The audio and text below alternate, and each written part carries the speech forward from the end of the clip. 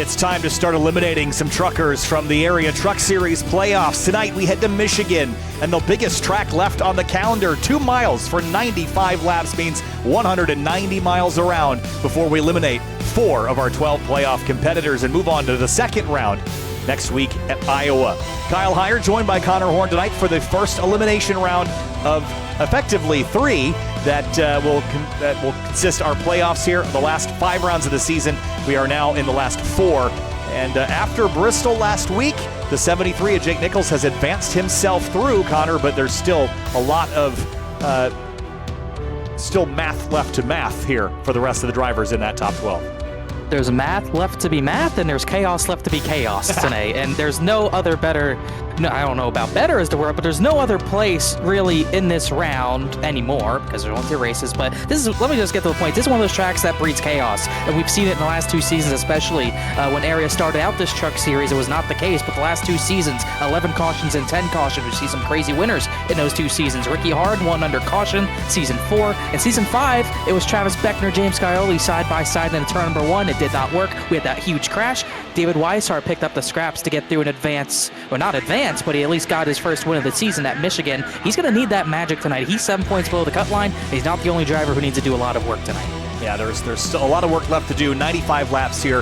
This is a style of racing that lends itself to some big accidents. We've seen high caution counts here in the past, and if we go to our stats, our average is 6 yellows for 20 of those 95 laps, 15 lead changes, just a lot of action and a lot of chaos. We saw some of that last night as well, and you pointed it out right in the intro. Past winners of this race, Danny Ware, Cameron Hearn, Cody Cutler, Ricky Hardin, and David Weishart. In particular, that 33 would really like to solidify himself. Well, I don't see him on the board. Oh no, he is P3. He's so high up, he's ready for action tonight. Yeah, you were looking for him lower. How rude of you. But yes, he's someone who runs pretty well here, and it might sound like it's easy to run here. Oh, some drafting track, not much off the road time. No, that's not the case. It's really hard to stay up at the front here. You need to pull strategy like I was able to last night to get to the front. Passing is going to be at a premium even in these trucks. When you get a run, especially near the end of a race, you have to take it. You cannot wait and sit in line because then you're going to be put 3 wide top, 3 wide middle. You're going to be put in situations you do not want to be in. So you have to pick and choose your battles wisely, and qualifying goes a long way towards that. You need to qualify up at the front for a race like this. You do not want to be involved in whatever happens near the back of the field at the beginning of the race. And here's a driver that, when I was updating my number board colors, surprised me because of the issues that he had at Bristol. He is one of those below the cut line in the yellow. So just for those that might have not been on board the last couple of weeks, the blue numbers on the ticker, those are the ones that are currently above the cut line. It does not live update, but those are the ones that come in above the cut line. The yellow are the ones below it. The green, of which there will only be 1 per round, is the driver that has won the first round and advances automatically through to the next one. So Jake Nichols has no stress, no worries tonight. He can just focus on playing with his teammates and focusing on snagging another victory. And then you got, obviously, those guys in yellow who are below the cut line who need to do some work. Thankfully for Noel, it's not as bad as it could have been because Bristol had so much chaos as well. Noel's 2 points below the cut line, as is not Matthew Bappy, but Case Lakatos is also 2 points below the cut line, and he had a good race at Bristol, but he just wasn't able to earn enough points to get above the cut line. Then we talked about David Weishart, 7 points below the cut line, and then Danny Ware needed a great night. He was one of the first drivers out. He's basically must win tonight, but I think you mentioned he's a former winner here, so that bodes well. And there he is in that number 98, the Simrap Market car. Ricky Springer goes up to the top of the board as only the first driver to lay down a time. Seth Knoll goes a little quicker. Travis Beckner's on track, just coming to the green flag on his lap. And for a guy like Travis Beckner, you know, I think at this stage of the season, you look at the point standings, he sits 3rd, and his season thus far has been getting a lot better. Let me just read you the finishes that Beckner has had this season. It started with a string of 30th, 15th, 10th, 32nd, 16th. First top 10 came in the 6th or 7th round of the season at Sonoma. Then it was 20th, 13th. But since Montreal in September, 3rd, 15th, 3rd, 9th, 3rd. So he is on a hot streak at the right time. And I think he might just be able to continue that tonight. We'll see if he can. This is a track that he'll probably be able to run pretty well at. He'll come across the line. 184 miles an hour puts him 5th, so he'll be probably somewhere in the top 15 for sure. But this is a track he can run well at. Like we said, season 5, he was in contention for the win until contact with the 7 in the turn number 1. And obviously he had contact with the 1 last week. He's the same Travis Beckner, but that also means he has the same amount of speed. And it's going to be the aggression that keeps him at the front in a race like this, as Cameron Hearn slots in 17th in his blank 67. But he's a driver that you always got to deal with at these drafting type tracks. 21 getting up on the racetrack. Pacey Wygent's on his hot lap here. David Weishart is coming to the green. Now, here's some other interesting stats about the past winners of this race. The most laps a winner has ever won here in the Truck Series, or has ever led, was David Weishart, 18 laps led in Season 5 last season. Now, here's the real interesting stat. The most laps that a driver took the lead from at the end, 7. Danny Ware, Season 1. The average leader takes the lead at the check, or to what goal? Wow, I need to rephrase this. The lead changed in the last 7 laps every time we've come here. Average 3 laps to go is when that lead changes. There we go. The final lead change of the day. Thank you. That was really what I should have done. And it's not really a surprise. I think that when Ricky Harden won, it was on kind of tire strategy. Weishart last season took the lead with 3 corners to go, as he's going to go 6th. That's a good start for his season. How about just Anna Sogak? He just went top of the board in the 88, or at least he had. So he's going to steal a bonus point away from Seth Knoll. And Knoll could have really used that, as Eric Weiland goes 14th position. You got Jonathan Evans, non-playoff driver, but he has super speedway wins this season. He slots into a 5th position. Miller 7th, Slaughter 9th. So those non-playoff drivers are really going to shake things up tonight, like they did last night a little bit as well. So it's going to be pretty important for these drivers to stay up at the front. So 3 drivers will not qualify: Bryce Senesac, Tyler Hallman, and Drew Jua. And at least for Senesac, he will have an EOL to serve. Chris Seidenfeiden, if he is present, which he does not appear to be, would have to serve in a drive-through penalty. And a note from Jacob is that Justin Anasogak's qualifying positions at Michigan: first, second, and 1st in trucks. Wow, 5th straight front row start. Yeah, that's wild. I did not know that, but I mean, he is, like we said, it's not exactly a super speedway here, but it is a track where you're not going to have that much off-throttle time, and that draft's going to be important, so it's not that surprising that he's going to be good at qualifying here, but we'll see if he can get his first win at this track. Well, cars are going to head on the racetrack for a few minutes here before we get rolling. Race fans, be sure to subscribe to the Area iRacing Twitch channel. As a subscriber, you'll have Area iRacing emotes to use in the chat, and you can earn double channel points that you can use to redeem for free merchandise for just $5 a month. Join today at twitch.tv/Area iRacing. We're up in the North Country here, Midwest technically, but sort of North Country. We got the Canadian flags blowing in the wind. And take a look at our weather information before we get rolling tonight. 70 degrees in the air, nice and comfortable.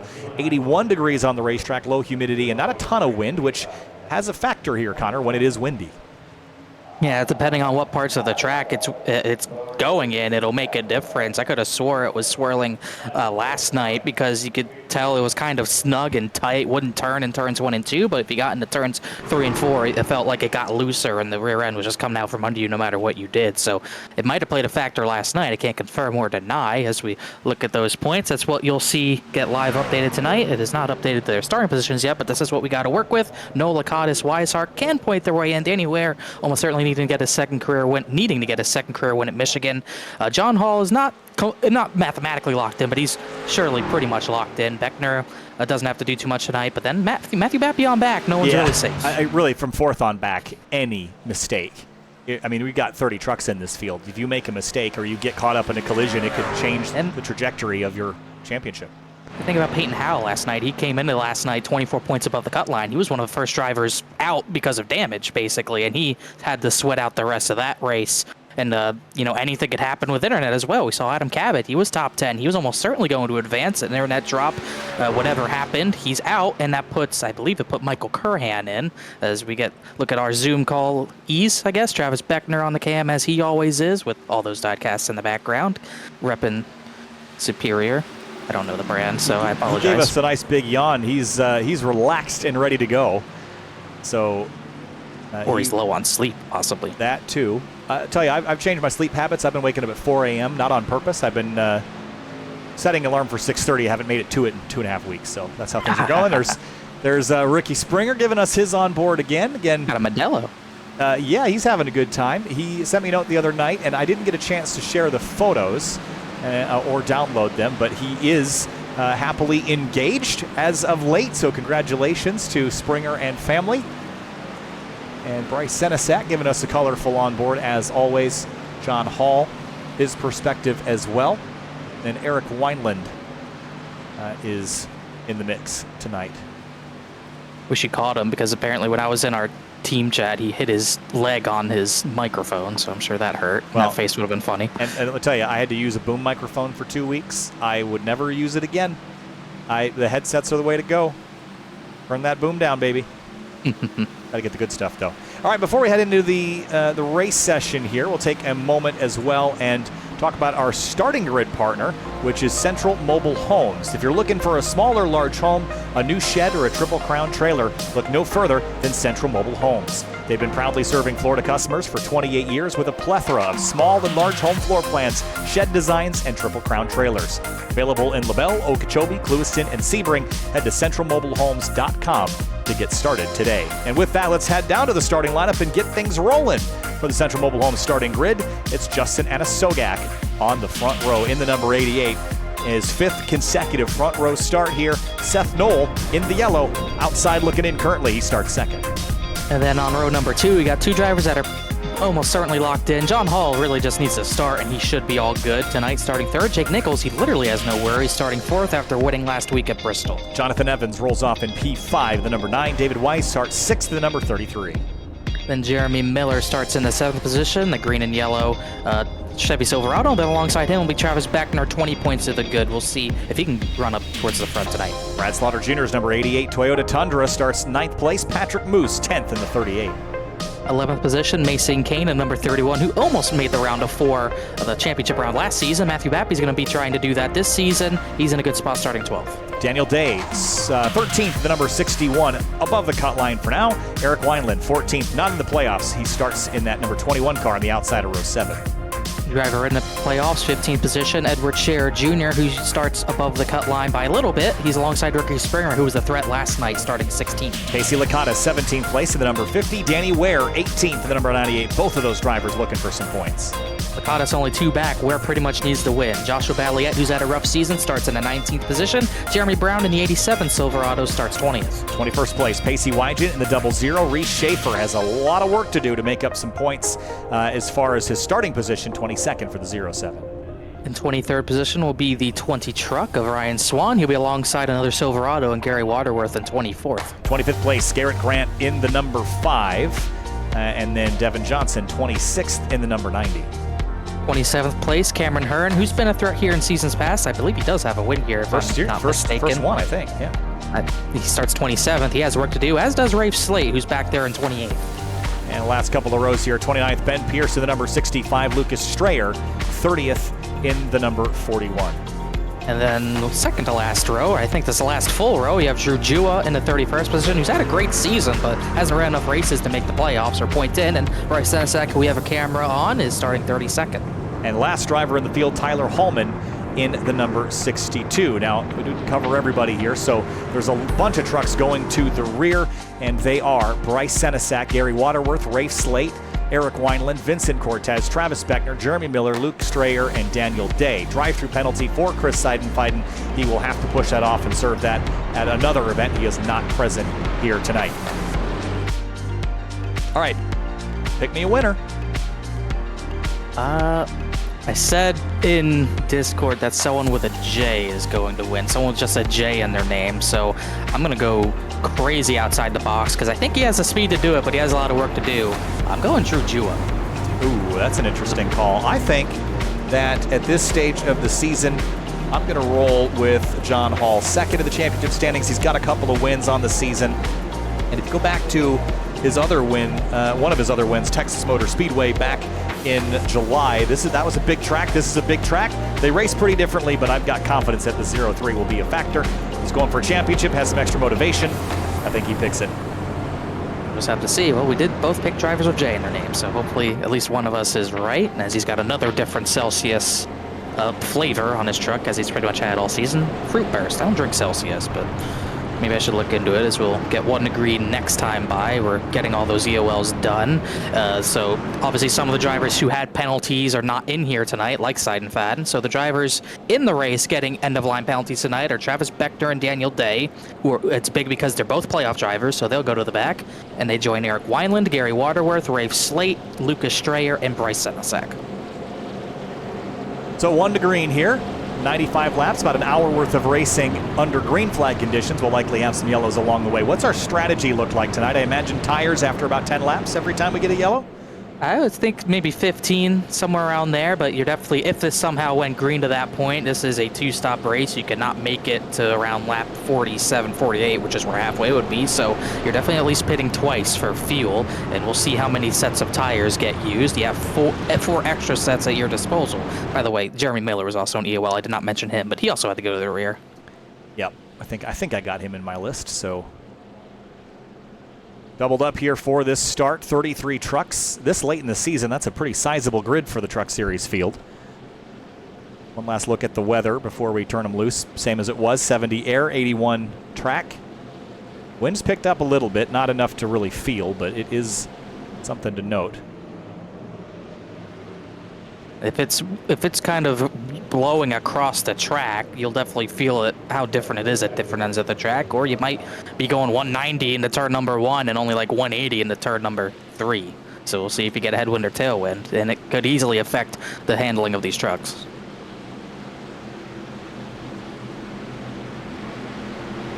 A lot of EOLs there, single file at the tail end of the field. Hopefully no one else gets on the naughty list here. Christmas is coming up. Pace trucks off, 33 trucks going for the green here in round 2 of 5 in the Area Truck Series playoffs. Green flag, and we're underway at Michigan.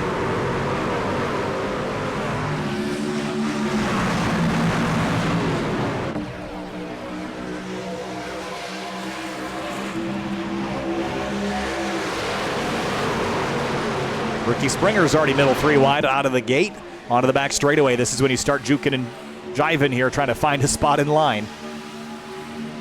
You already saw people trying to go 3 wide into turn number 1. You saw John Hall didn't go 3, but he made that move to the inside of the 88 right away. I made the point last night that you can comfortably run 5 trucks wide here if you wanted. It's just the spatial awareness of understanding where everybody is.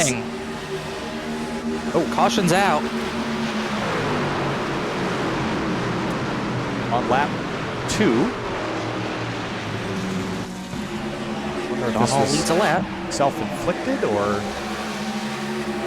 Oh no, Beckner down the racetrack. Ooh, almost picked up off the ground there too. Yeah, we didn't note that. Maybe blowovers are a thing tonight, but let's see what happens here. He was loose turning down the hill. Again, so this is exactly what my point was, Connor. I was just getting to it, is that it's so wide that you can be literally anywhere on this racetrack. So you need to have spatial awareness, not only about who's immediately next to you, but who's 30 feet to your left or 40 feet to your side rear that you can't see. And that's one of those situations that the 30 was in a blind spot, but you just can't lane change 4 lanes across the road because you need to be sure that you have it clear, right? And it might be clear in the moment that you start moving, but when you come across so many lanes, by the time you get where you're going, there is somebody there. So that's, that's just part of this being so wide, right? Yeah, certainly plays a factor in it, and maybe he did get a little loose, but definitely didn't really know.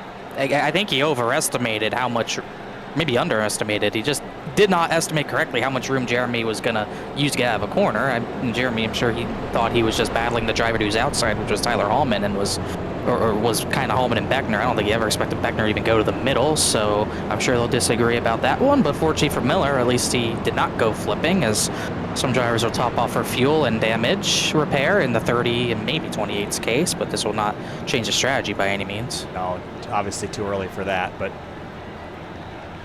opportunity if you want to top off the tank. But I think anyone was really going to plan on that being the case tonight. Didn't really get a lot of chance to shuffle the deck here. John Hall does get the lead, and did he lead that opening lap? as well. Yes. He did. So that's going to be points at least. At least one, and maybe helps him out. Like we said, the 0-3 is pretty much all good as long as he doesn't have a disaster and someone else wins. But you never know.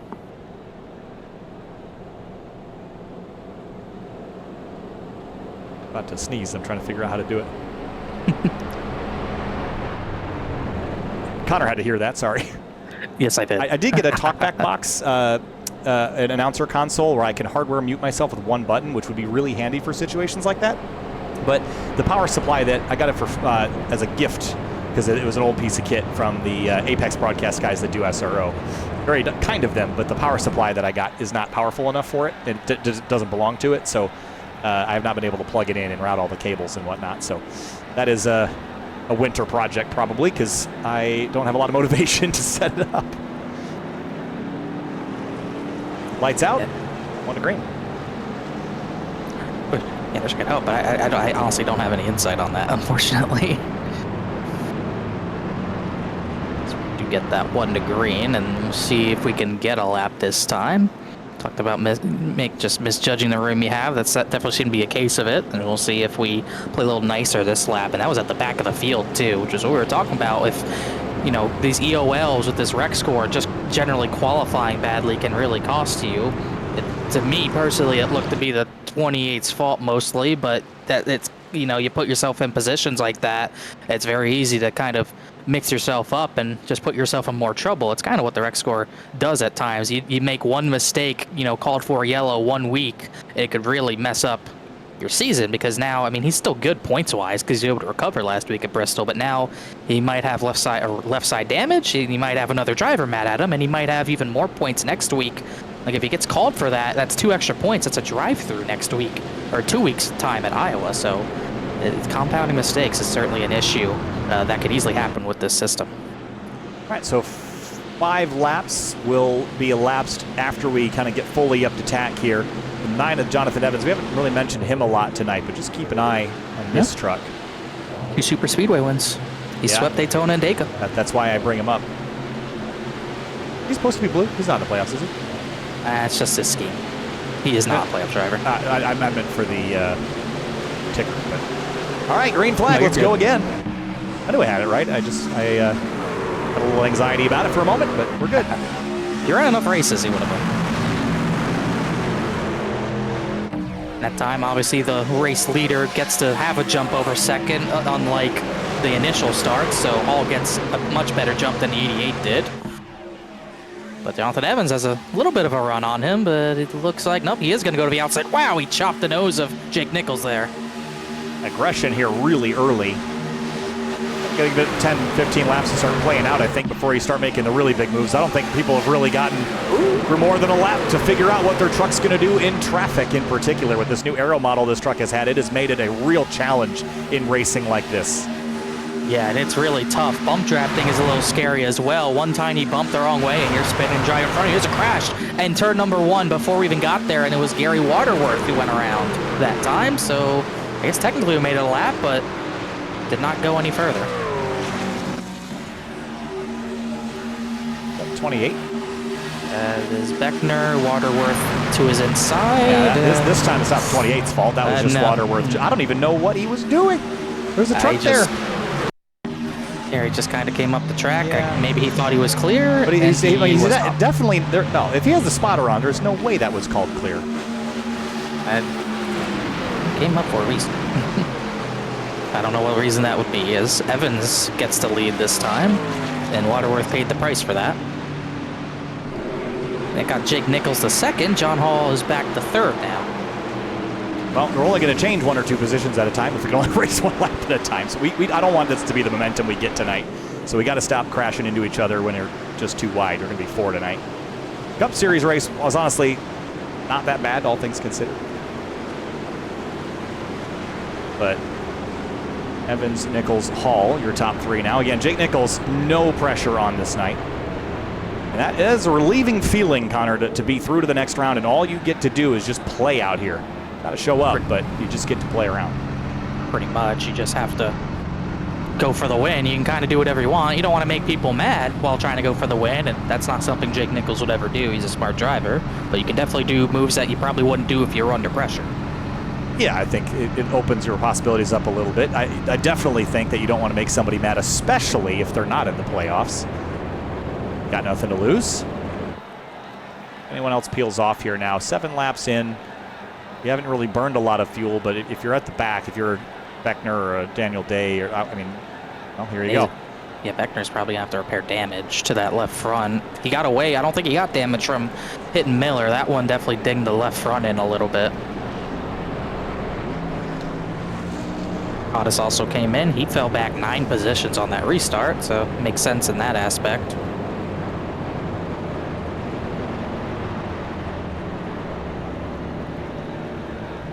I wonder what Beckner's thinking right now. He's gone well, 6 laps and he's ran into 2 609 Motorsports trucks. Not ran into 2 of them. Yeah, he ran into one and then got run into. He got so squeezed by another. The racing gods have evened out the score, I think, on the 28 Henry County truck. I don't think Travis is taking a visit to the state of New Jersey anytime soon. No, probably not. Well, we got a moment, though. Henry County Motorsports Park is our replay partner. They've provided us a couple looks at that Henry County truck getting sandwiched.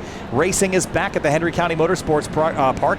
Join us on October 26th. That's 4 days from now to see Crusoe late models, UMP, open wheel modifieds, factory stocks, and more. Tickets are $15 for adults with discounted prices for seniors and teens, and kids ages 5 and under are free. Come see racing at the southernmost dirt track in America, located in Clewiston, Florida, off US Highway 27. Visit henryracing.com for more information.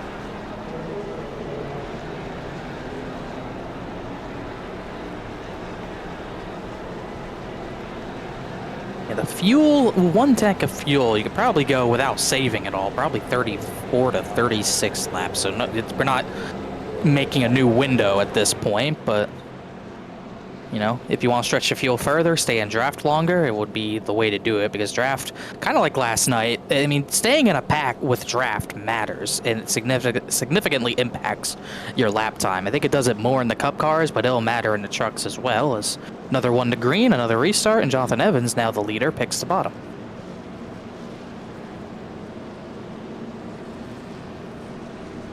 Yeah, I think bottom is probably the move here, at least in the short term. These trucks, they don't have the power that the Cup and the Florida State Builders Pro Series cars have, so I think just in the momentum gain of the first lap, you're not really fully up to tilt until you're in the middle of 3 and 4, so I think you're going to want the bottom lane just for the short way around, in the short term at least. Maybe later in the night that will change. I would think maybe a little bit.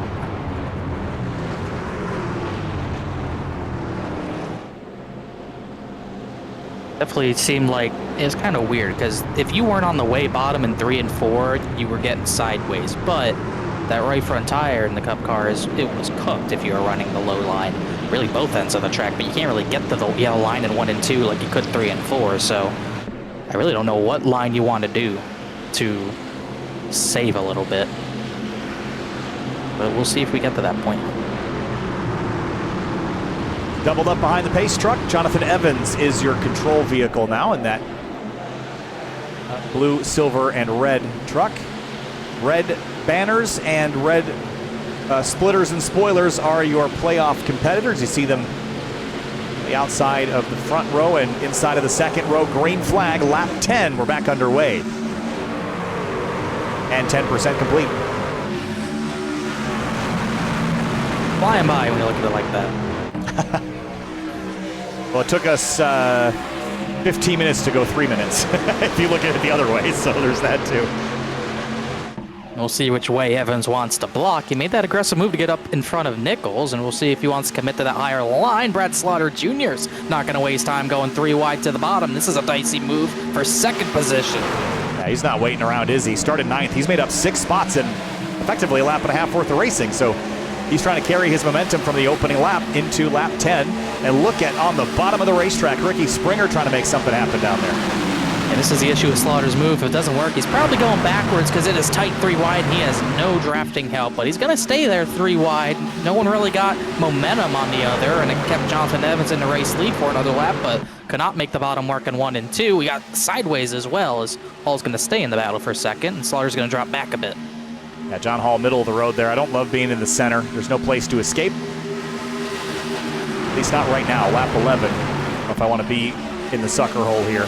Not for a drafting purpose, but because I just think it's a tricky place to get stuck. Oh. Nichols made a huge move to the inside. Jonathan Evans had thoughts of blocking it, but he thought better of it. But look at the run everyone got on him from that little swerve. He's going to be 3 wide for second and might lose 3 positions. Yeah, the confidence and aggression in the first 4 rows of this is really wild. But they've been managing it so far. Nichols has the advantage. Seth Knoll pull up to the bumper, but there's that little bit of bubble that you hit when you get close to the bumper of the truck in front that you can't really push through easily.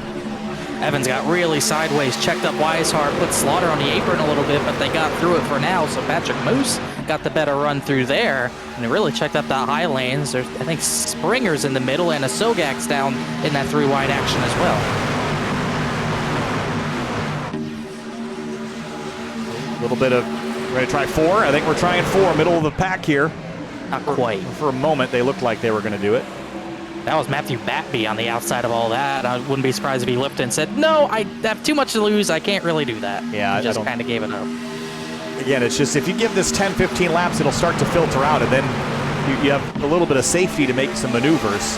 But just keeping track of every truck around you. It's like driving in New York City traffic with your eyes closed. You just got to guess sometimes. Really is a lot of a guessing game. It's not a guessing game you really want to play, but it's a game you're kind of forced to play with how packed up you are for the first 10, 15, 20 laps of a race like this. And sometimes you're guessing that 3 wide middle move is going to be open. Sometimes it won't be. Patrick Moose forced the issue on Jonathan Evans, so Evans is starting to fade back a little bit. And Sogak started on the pole. He's not even in the top 10.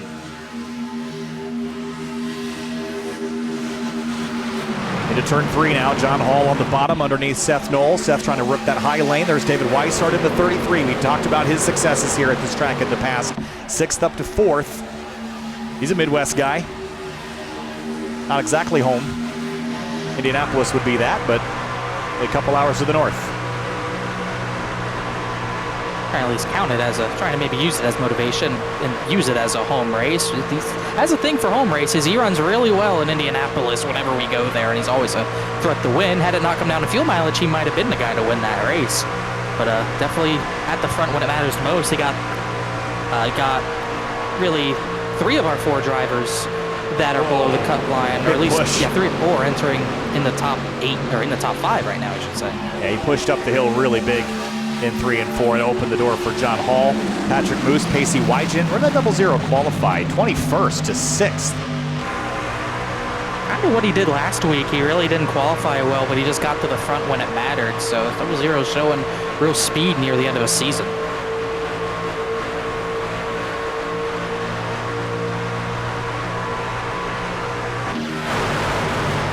Love that sound as the trucks rocket by. Weishart goes up top.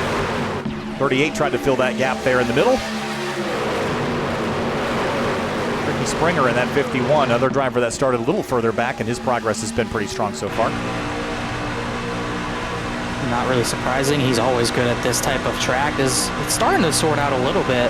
A lot more single file action, although you see John Hall still trying to make that bottom line work and just get some of this track position back. But when you have all these drivers in one line drafting down the straightaway, it's hard to get any sort of ground, as Wygen tried to force it kind of middle when he was still too wide, but they got back in line. Someone swerved. Oh, someone's spinning at the back. It's Travis Beckner again. This night could not go worse for the 28. And it's not what he needed either. He might have even more damage. The thing you risk is that not only you have a bad night, if this is on you, then you end up, which I don't know that it will be based on where the trucks are right now, and it looks like, oh, there was a stack up ahead of him, and just there's not much he could do there. And then Gary Waterworth kind of ran down and got involved in it a little bit. Yeah, this is just a stack Slate comes up. He hits the wall there. Miller reacts, slammed on the brakes. Beckner did a good job avoiding him. I think so. I mean, if anything, the only thing you can really say is that you got to have your eyes up a little further, because right here, he had 2 or 3 seconds of opportunity to lift, but you're trying to carry so much momentum that it feels detrimental to lift until something like that happens. We just have a crash on the back straightaway close to it. I did not see. I don't think so. I hope not. Someone went to the apron back there, but I think they might have just been checking up a little hard. I don't think anything happened there. But this is probably the first time you'll see drivers pit. Lap 18, got a decent run on tires, and sure enough, Jake Nichols leads everyone down the pit road. Will there be any drivers doing something different? That is Rafe Slate staying out, and that's about it. I have a feeling that he'll come back around and pit. I don't see... Because he was the truck that just hit the wall, yeah? Wouldn't you want to repair that damage? I would think so, but the truck does look clean, and I feel like if we're 2 to green, pit road is going to close here as Edward Shear drives through his pit stall. I wonder if he was trying to get a lap lead and might not be able to, and Sogak missed his stall. Lakatos, I think, also drove through his pit stall, so I think both of them had the same idea, and both of them are going to be hurt by Rafe Slate. Seth Knoll won the race off of pit road, I believe, over Jake Nichols, and you got Weishart out in 3rd and Moose 4th and Hall 5th. All right, so we'll reshuffle the deck a little bit. Look at all the yellow in the top 10, though. All 4 of the drivers below the cut line are in the top 10, which makes, I mean, if everyone's successful, nobody is, right? I mean, you need to gain on those trucks. And they're all doing well, which is not good news for drivers like Daniel Day and Reese Schaefer, who are way down. Of course, Travis Beckner as well. Beckner is now repairing additional damage, and he's really got to figure out how to get some track position here and get out of this mix. And with damage like that, I don't know if he was laying back there just to conserve, but he was not making up time. Where he wrecked, he was around 30th, so he was not making up time, whether by choice or not. It kind of put him in that situation again, as we'll see if anyone at the front pits. Slate stays out, and Shearer and Lakatos will pit because they're trying to get a lap lead, and neither of them win that. Yeah, but so Slate will stay out. Rafe came down the last time, so it's not like it's 18, 19 lap old tires. And again, remember, we had the first 10 laps effectively under yellow. So I don't think this will be a huge deal. Maybe Rafe felt like he was a driver that could benefit from getting out of the fray. But he was the fray just a moment ago, so we'll see. Like I said, it didn't really do much damage to the right side of that. It was just a stack up that caused the 28 to go around, avoiding the 30. So his truck is pretty much untouched, and figured if he can get some track position, he'll be way better off, which could definitely be true, because track position matters a lot, because you can just see a lot more when you're at the front, which is obvious, but makes perfect sense. Sometimes when you're in a pack like that, you just don't see where you're going. It's easy to lose your bearings and put yourself in the wall. That could have easily been what happened to Slate, so maybe the extra track position will help him a little bit. Yeah, I think that, you mentioned being able to see, right? I mean, in general, if you can see what you're doing better, you can place your truck better on the track. If you're 15th place in the middle of 4 wide, what inputs do you do when you enter the corner? You have to enter in a way that puts you on the limit to go fast, but how can you commit to any input, throttle brake or otherwise, if you have no idea who's going to be alongside you in the next moment? It's really tricky to get that all right. But lap 21, first 20 laps complete here on this restart. And Rafe Slate will have the inside lane, Seth Knoll to the outside. He's got David Weishart behind him. I would be interested to see if these tires will hold up, not in 1 and 2, but when we get to 3 and 4, what that 8 truck will do. Let's see. Yeah, we'll really see in turn 1, 3, and 4. Green flag, racing again in Michigan.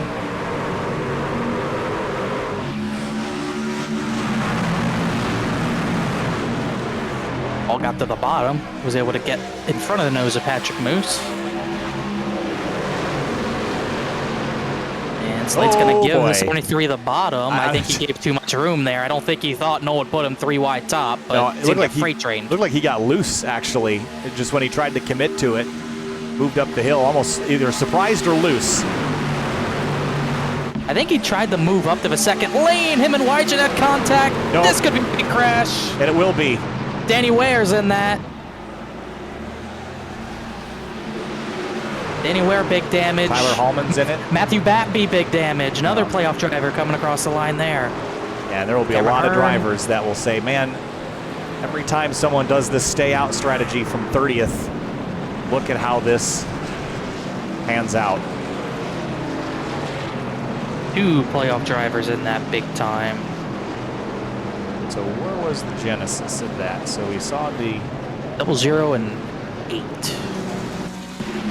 back Bappy's going to be, yeah, that's huge because he was actually looking pretty good until that. These guys get 3 wide, and Slate, I think, came down. You could look at the seams kind of came down, and Wygant just could not save it. Jonathan Evans couldn't check up on time, and there's nowhere for anywhere. That truck's going to be destroyed. I don't think there's any way.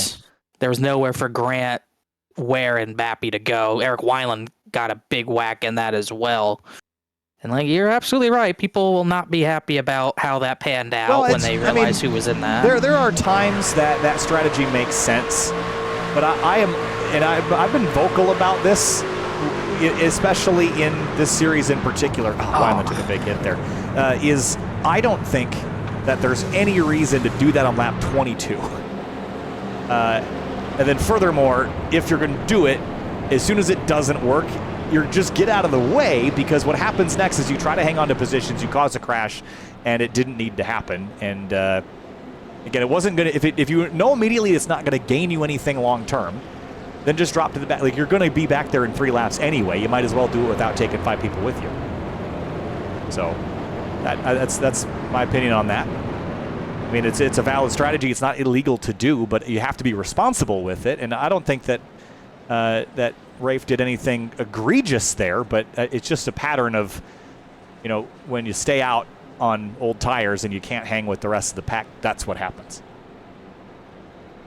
Yeah, the issue is obviously the time of the season is what everyone's going to be mixed up about, especially Danny Ware and Matthew Bappy. And Danny Ware was in a must-win situation anyways, but he was still looking fast. Matthew Bappy was in a good point spot. Now all of a sudden he's really going to be at risk. He was smoking passing the start-finish line, and that's where people are going to be mad about it the most, is when you kind of affect playoff implications. We saw that last night, I think, with 3 to go. Oates and Newbigging had contact. Newbigging needed the win. It ruined the 71's race, and it kind of mixed up the battle between Tyler Nichols and Curran for that last playoff spot. So when you're a non-playoff driver, no matter really if you're at fault or not, I feel if you're a non-playoff driver, you mix it up with playoff drivers or other drivers and get playoff drivers involved, that's when you become not a fan favorite. Lights will be off this time. We'll restart next time around lap 25. About 71 laps to go.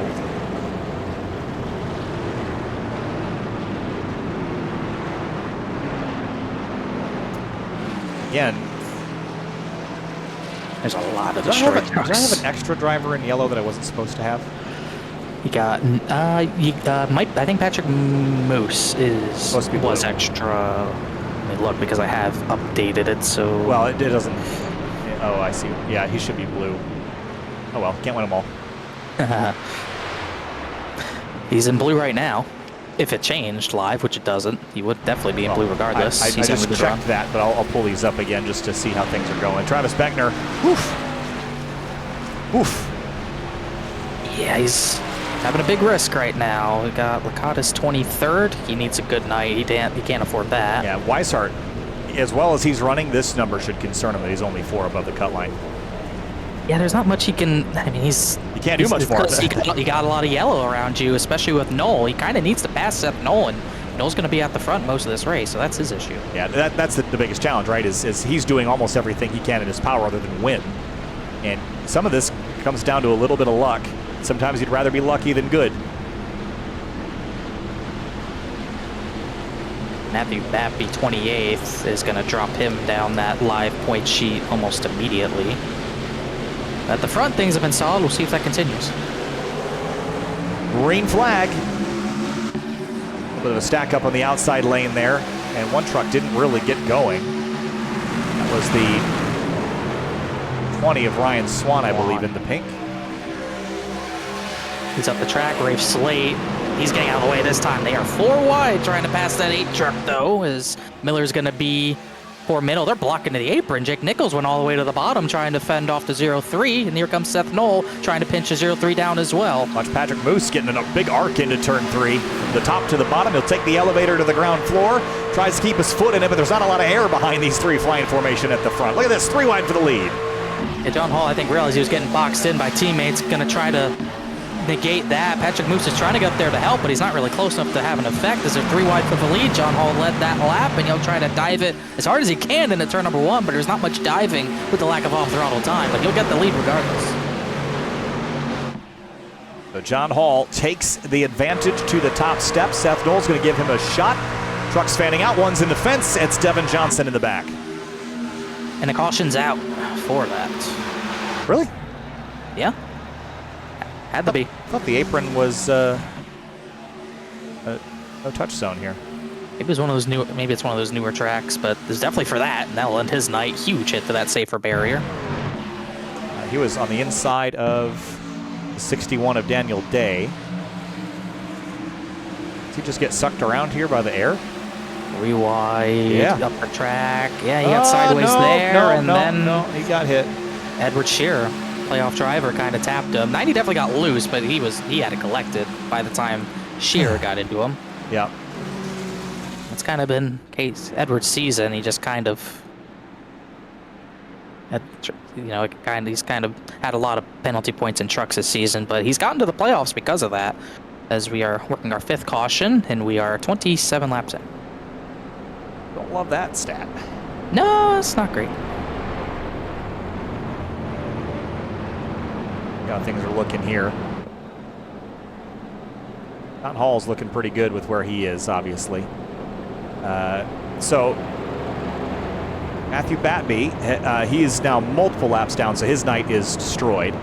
And I think the only chance that he really stands is that everybody else gets out quickly. Yeah, he needs a lot more help, but we kind of saw that happen at Bristol. Bristol's another high-stress track where we saw like 2 people flip on Tuesday. So I guess that's not out of the equation, but this is a different type of chaos, and he's going to need a lot more of it if he wants to try to advance. If he can help getting out there, he's going to have to. Just also note that this thing shifts around quite a bit. Imagine Travis Beckner gets up a little further up the road where I think he should be running. He's just struggled to get to that point, but it really moves the cut line around a lot when you have a driver that's a little further down the order. Get up into the mix there. Where's Ray Schaefer? He's up to 13th now. He had a pretty good night here. Was he in the Cup race last night? I feel like I remember. Schaefer, yeah, I think Schaefer was in there somewhere. I thought he had a pretty good night. There is a lot of trucks On pit road. on pit lane, or that have been on pit lane for a while. We started with 33 from 26th on back. I would consider those trucks, other than Eric Wineland, effectively totaled. They might make their way back into the race, but if you're not in the playoffs, I don't really ever understand the need for that. But running laps, I assume. You want to be a part of the race, I suppose. I get that. I'm a rage quitter. I am the different. Well, exact I mean, opposite. if even you in go, official races, I do it. And I guess in official race it makes sense because the safety rating. Yeah, I mean, changes. if you're 2 or 3 laps, that's one thing. Once you get to like 5, it's like, what are we? I mean, maybe if there's like 6 other people that are the same amount of laps down and you can pick up a couple spots easily without getting in the way, that's one thing. So. Yeah, if you're not in the playoffs, sure, no reason. But those guys, if Batby can get out there, Danny Ware makes no sense. He needed to win. He won't be able to win. But if Batby can get any spots, he's got to get out there. Doubling up for the restart. And John Hall elects for the bottom lane.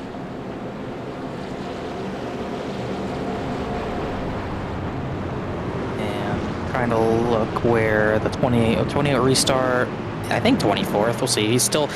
He did have a lot of damage back because he's still coming across the line after repairing as much as possible. He'll cross the line 24th, so that will be where the 28 restarts, and he's still in a decent position, even running back there, 11 to the good, but he's had it made much harder on himself. As I believe the points are updated. The Ware is pretty much out. Lakatos needs positions, and Matthew Batby needs chaos because he's 7 points back and he has nothing going his way. But Edward Shearer's still out there. He's 3 points back of Daniel Day, who he needs to outrun. He's right behind him. So doubled up again for the restart, lap number 30. And the pace truck will peel off here in a moment's time, and we'll be back underway from Michigan.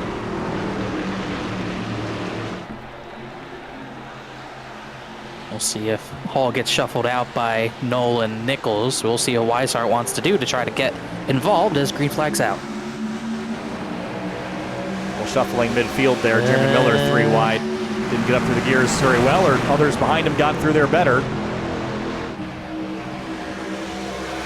It's a 20 and 30 again, so I don't know if one's pushing the other and getting them squirrely or what, but either way, they sorted it out, at least for the time being. Again, Hall is leading. Weishart does get the second.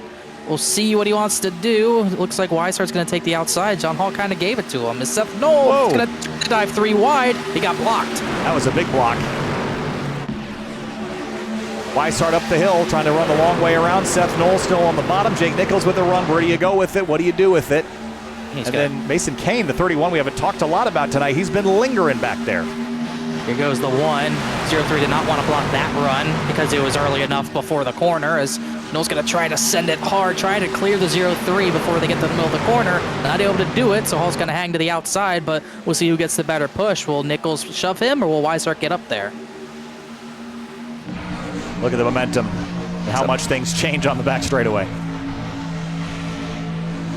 Knoll's trying to at least get 1 bonus point for leading this lap. I don't believe he's gotten it yet, but if the 0-3 gets enough momentum off the corner, it's going to be tough to do. I do have 1 scored for him here. All right, well then, so be it. But he's trying to help him. I mean, you just want to make sure, though, right? Yeah. If you didn't know, maybe he didn't know. I'm sure he's probably racing like he doesn't have one right now. He hit the apron a little bit there, too. It just, when you got everyone on top of each other, that making that work on the bottom is going to be really, really tough. Well, you picked this driver as your winner tonight, Drew Jua, from 31st to 6th, navigating all of the chaos, and look at what he has done.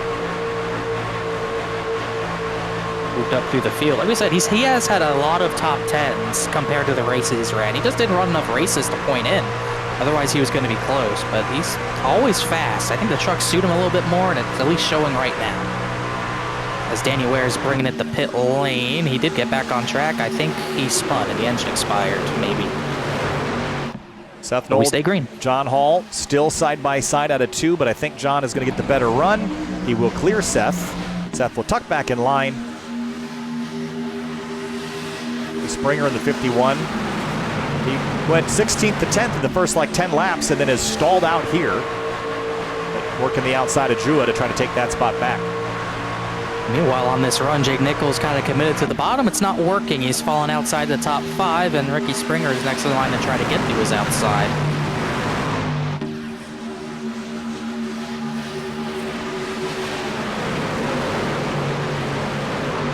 John Hall actually got a pretty good lap there. And managed to put a little distance on Seth Knoll in turns 1 and 2. And singling out here at least the front 5. And things look a lot calmer here now for some reason as the 20 car goes way up the hill. He's in the marbles out there. But if he can find grip, he might keep the overlap on the 30, and he does. Just barely got enough overlap there. Is trying to look. It looks like Shear's trying to move his way into the top 15. Lakatos almost got put in the wall by Senesac and still looking further back. I think that damage is taking a toll on Beckner's car. He's only up to 21st and not able to really stay up there. So that damage at tracks this aero and draft dependent, it makes such a huge difference.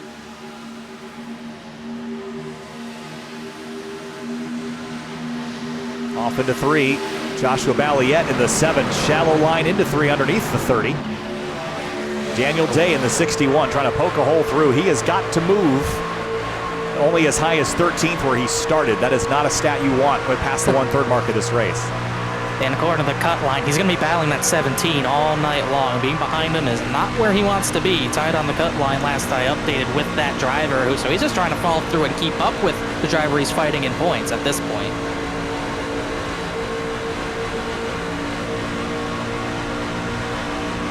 Lion formation down the back straightaway here. Lots of points right ahead of him. How hard do you push for him? Right now, at least. There's a lot of racing left to go. Yeah, I don't think you really want to push too hard right now, but you don't want it to get too far ahead of you. You kind of need to keep tabs on him, so push as hard as he is, basically, and be careful about the bump drafting go onto your inside between Swan and Miller, as Swan's going to get up right in front of Daniel Day, and they'll be 3 wide with Balliet on the bottom with some rear bumper damage. Still 3 wide back here. John Hall still leads the race. It's pretty tidy for the first 3 or 4 spots. Springer and Jua still side by side here, up the road a little ways. Jua is out on the bottom of the track. Springer up top. That's who we're on board with now. He's done a good job just staying consistent. He's not really moving around that much once we get green flag running, kind of just running the top side, picking up the scraps for when drivers on the bottom start falling back, but outside lane's going to check up there. Looked like maybe Slaughter tried maybe shooting middle, it wasn't there, but now as I say that, he's going to try to get to the right rear of Slaughter, make it 3 wide. It's dicey, but he had the run to do it, and Slaughter has to give the room. Jua got loose trying to give the room himself. And the 73 saw the momentum building and will just hop right on that bandwagon to the outside of the 81 of Slaughter. Yeah, you see someone with a run, you see someone with momentum, you have to take it. You can't really just sacrifice and push the driver in behind. You have to take any runs you get.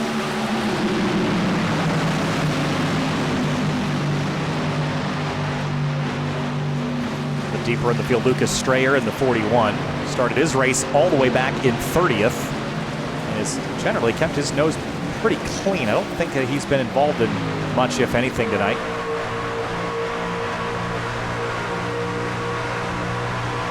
Was top 10 before the latest caution, so he's been around places. He's hovering around the top 10 right now. He's running a way higher line than most people are in the middle of the corner there, as he's getting a little loose off the corner because of him running that, but this is probably the furthest ahead the leader's been all race, and still only about 0.2 of a second. Noel has not had any challenge for John Hall as of late. David Weishart lingering in P3. It's been a really good night for him, and it needs to be. Oh, a little wiggle out of 2, though. Strayer spun into the outside wall. He didn't spin fully, but he is. We were just talking about him, and he's pretty destroyed. That did not bring out a yellow. Everyone had to take evasive action there. Was he helped, or was it on his own? Looks like it might have just been on his own. I think it was on his own. I think he crosses that seam, and it wiggles, and he just does not catch it. That was a big hit there, too. Great heads up there by everybody behind to dodge and weave out of the way, and good save by Strayer, but he'll have to come to the attention of the invisible pit crew as we go back to the front here. At least it's not invisible to them. At least they get to see it. But those top 2 have been pretty stable. They've been willing to run with each other, but the battle for third has been ongoing. Moose and Weishart keep swapping back and forth, and I guess that's because they really haven't had a challenge from behind, but Jake Nichols has gotten his way back to 5th, so maybe they have to start trying to stay in line and not battling each other. 51 loose with Jua right up packed behind him, and the 81 even wiggling and wobbling around a little bit. Big moves here at the front. John Hall left to right, Noel right to left. And Noel finally went for that spot. He got a run big enough to where he was comfortable taking it. He's going to try to slide up in front of Moose, but Moose drove it in hard to the right rear, trying to keep the overlap, and he does. And now he's going to be in a Miller Racing sandwich, but Patrick Moose is actually going to push, at least for now, he's going to push that one a little bit here, keep them side by side.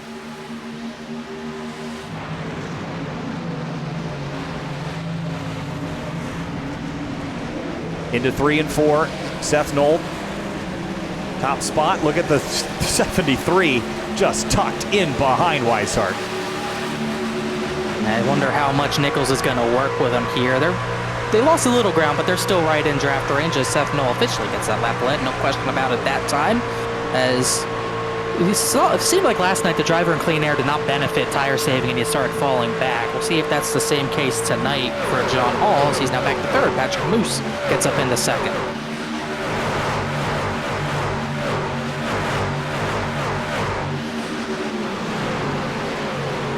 Yeah, field's starting to spread out a little ways now, so we could probably settle in just a touch. I think there's still some drivers at the limit, like John Hall was chasing his tail across the road there for a moment.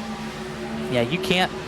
I mean, I think it's still 2 stops from here to my knowledge, so you really don't want to have to pit early, but when you're getting that sideways and that all over the place, you got to be really careful with how you're wheeling it, especially in traffic like this. Nichols starting to nip at the heels here of the drivers ahead.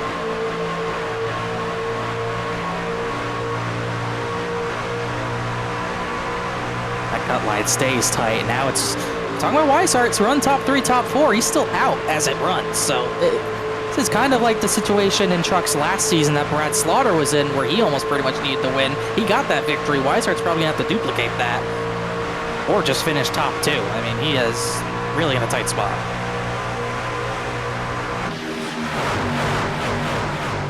Patrick Moose also notably got that bonus point there for leading that lap. 3 wide for third. We'll see who Weishart. I mean, he has no choice. He's going to be pinned to the top. He has to go with him here. Has to go with the 1. As John Hall's really starting to slip back. He's back now to 5th.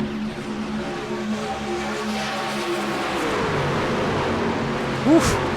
Oh, the 33. Oh, wow. Big wiggle out of 4. It kept his foot in it, though. He hasn't lost a lot of time, even though it's looked a little unsteady at times. 50 laps to go this time through. Yeah, it looked unsteady. I don't know if I want to be too close to the bumper if I'm Jake Nichols. I'm sure packing the air on the spoiler's hurting as well. So if you're Nichols, you kind of get away from him, at least in the corner, as Slaughter tries to way highline. We haven't seen that work since they repaved this go, track. though. It's got him a huge boost down the backstretch. He runs out of steam, but I think he learned something there, and if everyone else is paying attention, they might have too. And notably, Matthew Baptie's back on track. At least as it stands, he has about 5 positions to gain. So we'll see if that makes a difference. But right now, the battle's at the front. This is as tight as it's gotten since really the restart.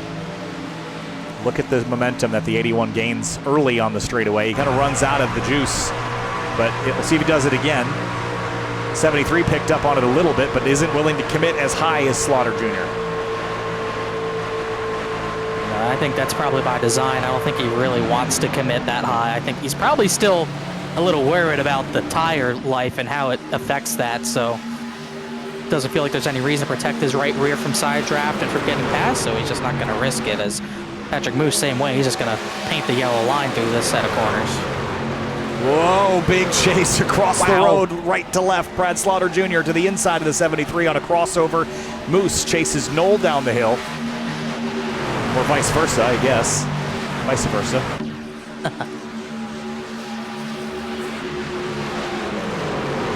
Trevor's all over the track. Mostly Daniel Day, he started to slip back. Joshua Valiette got by him for 16th. Lakatos is up to 17th.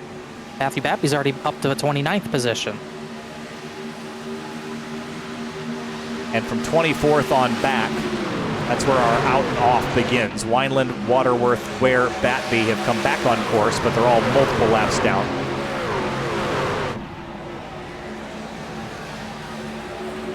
The aggression level in the top 10 is significant, even this deep into a run. They've got 20, 30 laps on their tires now, and they're still driving like they just put a fresh set on it. They have all the maneuverability in the world. Edward Scherer Jr. way up the hill, trying that line that Slaughter was given a go. You could see the difference in aggression and where the packs are right now, or maybe the difference in who's damaged and who isn't. These top 12 have driven away from Ryan Swan, 13th on back, and Swan, at least it seems, he's out of draft range, so that changes the strategy you want to do. If you're someone behind or in line with Ryan Swan, you might have to short pit a little bit just to get back in the lead draft. That draft matters a lot. Someone hit the wall. I think it was maybe Mason Kane. I couldn't really tell, but no one really got sideways. I think it was Slaughter actually tapped it a little bit. Weishart way up on the outside groove there. Got Drew Jua, who's made up a few spots. He was 9th a couple of laps ago. Here he is P5. That 13 continues to make some progress forward. Now it seems like maybe... Sorry, I was say all is calm in the top 3. And starting to see the difference in tires, I think, even more at the front. Weishart, we've seen him get sideways, and we're starting to see that pace fall off to where he's not able to really stay with these top 3. I think he's holding Jua and Nichols back a little bit. So you were thinking still a 2-stopper to the end? We're 32 laps in now. 45 to go. It might be close, actually. It might be close. I think you might not have to save at this point to make a one-stop work, but it's still pretty close. So we might still be 10 laps away, 9-10 away from pit stops. Ricky Springer just came with a radio asking about minimum speed. I'm sure he wasn't influenced by Matthew Batby, but this is what Batby has to do. He's trying to get any positions possible right now. Unfortunately, right now, actually, Daniel Ware has gotten back on track, but he does have Lucas Strayer to get, but he needs a lot more. Yeah, he needs at least another 10 laps just to gain one spot, and they're slow to come. Have to tough this one out. Top three breaking away a little bit. Weishart's trying to keep them from doing so. Actually, the quickest truck in the top 10 last time by was the 03 of John Hall. No real surprise there for sure as that cut line continues to fluctuate. Daniel Day's one out. Weishart is in right now. This has not been a good run for Day, even though he has not been near the front. He's actually started to fall back. He's now back almost of a 17th position. So as long as Day doesn't have a good day, Weishart could have a good chance, but you can't bet on him finishing outside the top 15. All way up on the outside. Find some speed to get around John Hall. John Hall slots into second. Single file now in the top 10. Actually goes back to 12th place Reese Schaefer. Plotting and planning for pit stops, perhaps.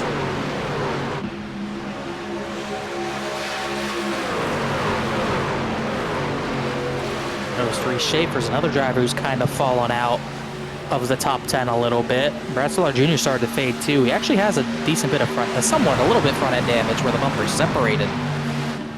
So that might be an issue that's causing him to fall down the order as well. Shear's trying to make his way up into the top 10. That pass is proving difficult, and we've really seen this track widen out this run.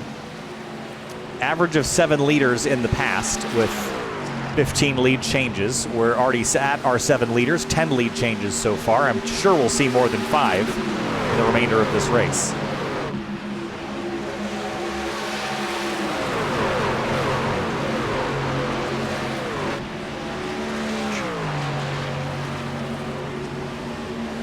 Coming up on 40 laps to go next time around, and they are clicking him off and putting him down now. And now you're strategizing. This is the chess match part of this where you have to think a couple moves ahead. What's our tire life like? What is the time gain from taking tires earlier than somebody else? But it's going to be probably just a more of a fuel conversation than anything at this stage. Well, we're 36 laps into this run, 40 to go at the stripe, so it can't be that far off. Certainly won't be that far off, but we said the fuel window was probably around 34, 36 that full send, so you really need to make it at least 5 more laps, but you need to make sure you're at least pit with one other person. I think Swan got the wall in the background, but he kept it straight. You need to pit at least with one driver for drafting purposes, or else you're going to lose some time just in that aspect. And you don't really want a short pit. If you want track position, you need track position, and you're back there, maybe out of this lead line, I get it, but you really risk not having enough for the end of a race. Green white checkers are a thing. We have 3 of them instead of 1 from last season, so you need to at least try to save something for at least one of those. And you got to be really, really careful about it. Weishart goes back up the hill. So I love when you see drivers fan out.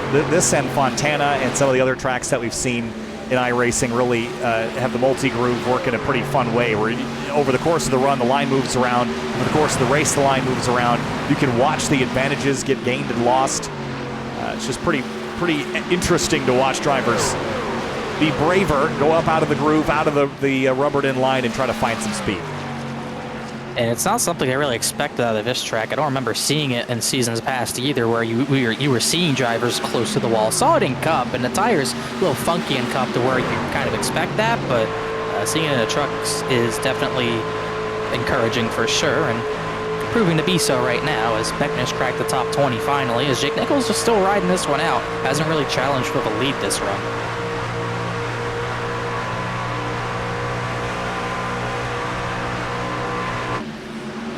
Ricky Springer, he's 6.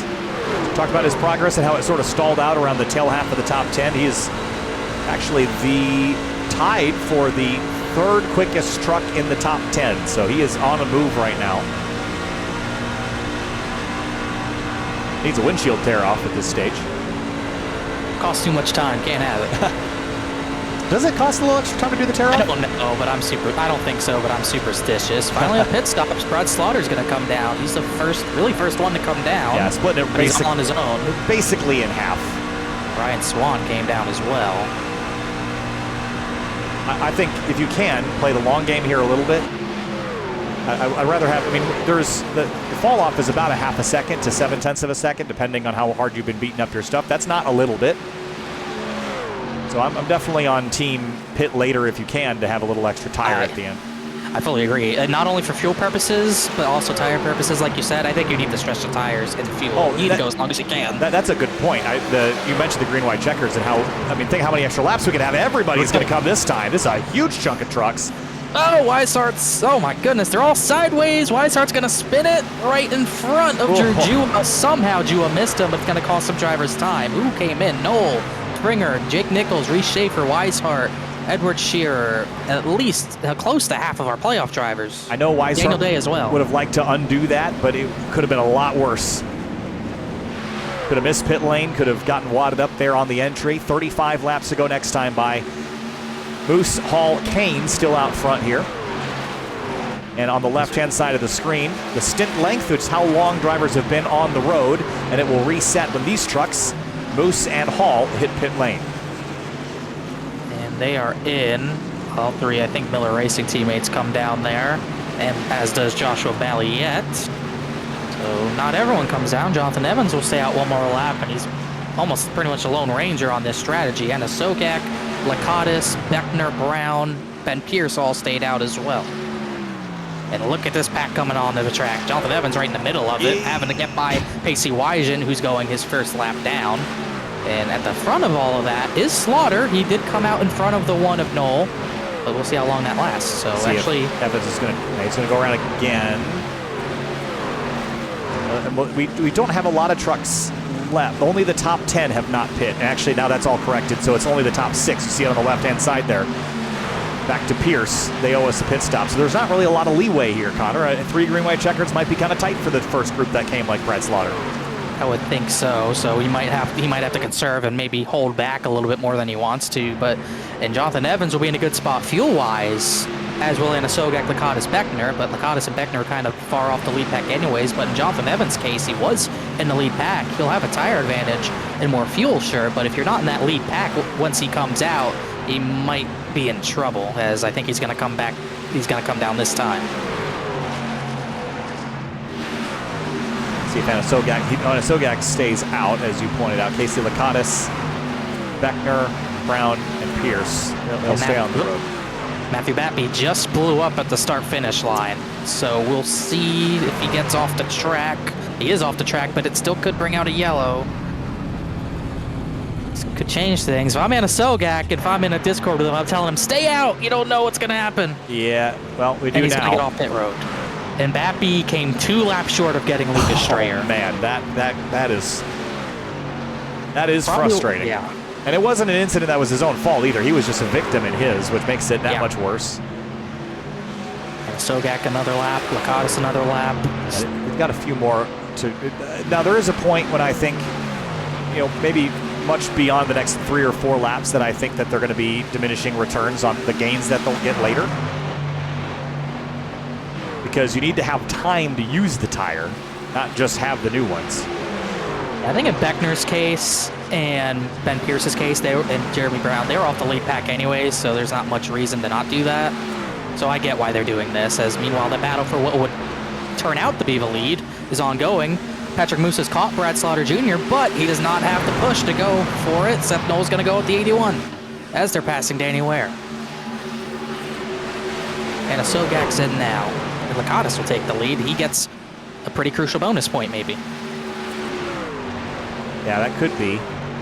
And we'll see how things pan out. I'm sure the points will be hard to chase during the pit stop sequence, so we'll get an update once everything settles. The lead group is on pit lane, save for Lakatos. And this is a mess behind Seth Knoll. That's going to be a tight squeeze up the hill, and the 51 almost had nowhere to go. Seth Knoll's not waiting. He knew the 81 was kind of slowing everyone up, so it's going to put Slaughter out of it. And on older tires, it's going to be tough for him to get back up through these guys, as lets Ricky Springer get through to a battle for eventually second. So he had a really good pit cycle himself. Oh, 38's loose. Lakatos is in the pit lane, so this is going to cycle out to be your lead battle. As here comes Ricky Springer. At 51, timed this very, very well. Gained a bunch of spots, about 4, and maybe 5 if he can get to the lead here past Seth Knoll. Because as you pointed out, Lakatos is in pit lane. Don't burn your stuff up, though. These are the tires you're likely taking to the end unless you get a caution in the next 15 laps or so. Can't really afford to beat him up. There's a really good cycle for Edward Scheer as well. He's worked his way into this battle as well, and he needs it. He's had a wild day. As low as 31st, as high as 9th, but now obviously running P5, so this will update the next time around. It not in that slide from Weishart really cost him a lot of track position. Daniel Day did not have a good cycle as well, but he was actually running better than 14th when that happened. So as long as these are effectively updated, the cut line is a lot more secure as far as the deltas between drivers. It was so tight before, but you're right, that 33 really lost critical positions. And I don't know if this goes green if he'll be able to make them back. Yeah, he's out of a lead draft. Notably, he's not in this line. He's about maybe a second, 2 seconds behind the end of that pack, which is Danny Ware. So he needs to push hard to try to get back up there. So he really needs a yellow, I think, and then to capitalize on grabbing some positions. It's a tall task. Like, he needs to be top 3 effectively to make up that amount of points. Yeah, we'll see. He was not much faster than the line in front of him. He is about 1.8 seconds behind Schaefer. He needs to probably get a second to get in lead draft, or he needs him to start mixing it up with a lead, but they're not doing that right now. Ricky Springer is very content to ride in line. Patrick Moose to the bottom of Ricky Springer. He wants second place back. We'll chase up the hill here. John Hall's not really there to push, so he's not going to really be able to help much. Those two should stay clear.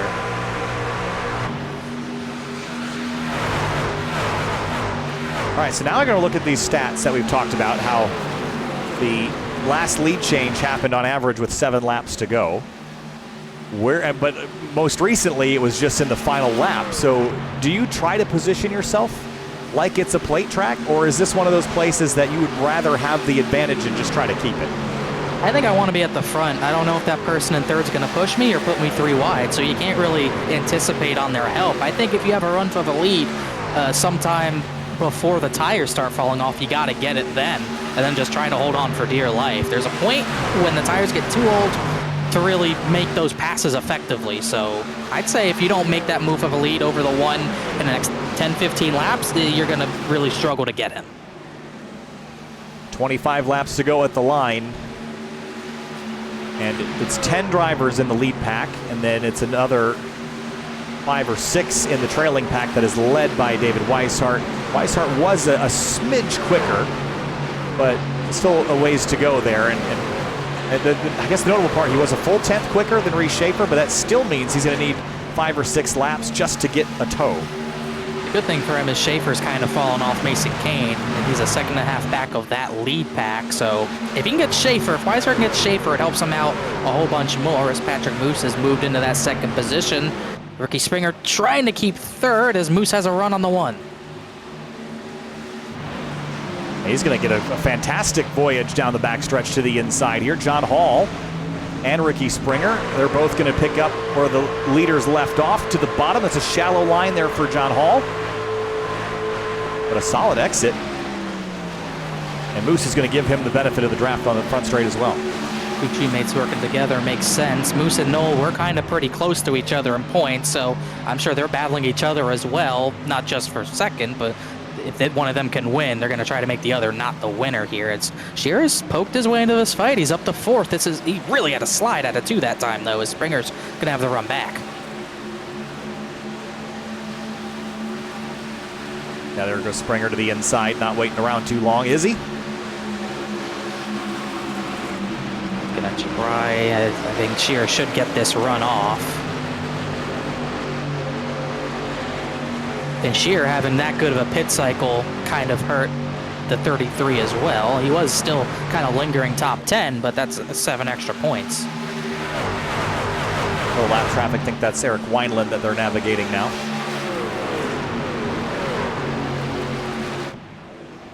Wineland was involved in that big crash out of turn 4 early in the race. Got just absolutely walloped. He's found that right front fender and bolted it back on.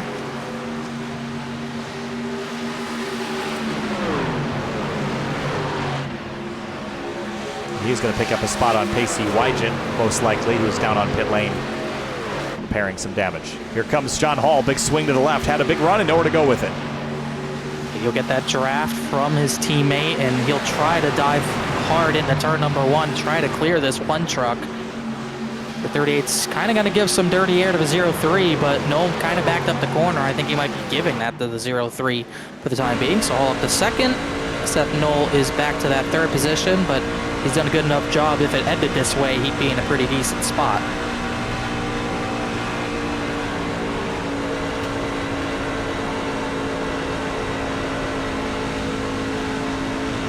Who's really committing that bottom line in turns 3 and 4, which I think would be better for the tires a little bit, but you just put yourself vulnerable to getting that 2nd place driver to run off the corner. So that's something you got to be careful of if you're Patrick Moose, of giving that driver that run. As still looking at that 2nd line, it's really not even a line anymore. Weishart just falling back big time. I think Jonathan Evans is going to catch this lead line, catch Reese Schaefer for 10th, but Weishart has nothing.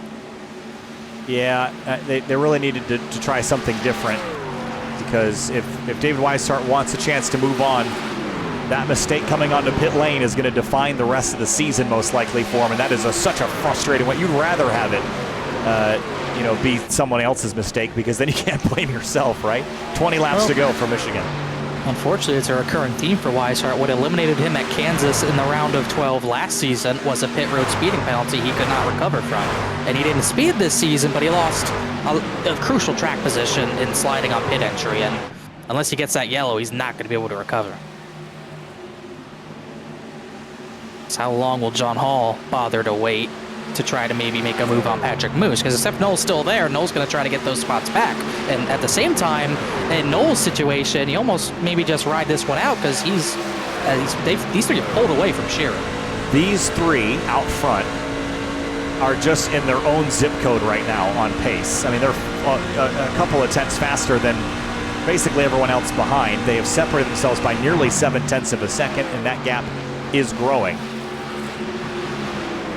Jonathan Evans might have something here. He pit later than most others, and he did not really lose the time I thought he would. He's only 2 seconds off the lead.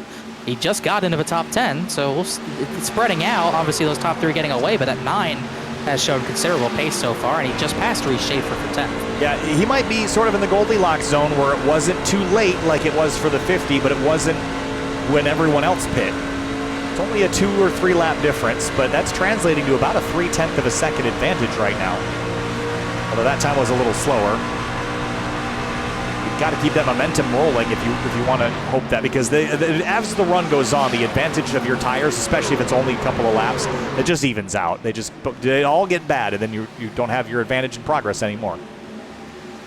You see Wygen's on fresher tires. He's going to kind of mix up that line at this point, as Ricky Springer has gotten to 4th. Edward Shear started to fade a little bit at this point, now back to about the 7th position, which for his sake he should be fine there, but definitely looked like he might have tried to overdrive early on this run to try to get track position, and not quite paying off. Jake Nichols up to 6th. Mason Kane quietly in that top 5. He has to get through Ricky Springer if he wants to get to his top 2 teammates. And Jonathan Evans, you pointed him out, up to 9th past Brad Slaughter Jr., and a couple more tenths taken out of the lead, 1.9 back from the top spot. And 17 laps to go is not a long time, but it's not that short. He's got some time. It's a matter of what he can do with the time that he's going to have at this point. So dialed. You just heard the slight lift. It was a slow lift. Didn't want to upset the chassis balance. Just lifted, pointed the nose, gently turned in, gently back on throttle. Everything's really smooth for Evans this time, and he is the fastest car on the racetrack right now.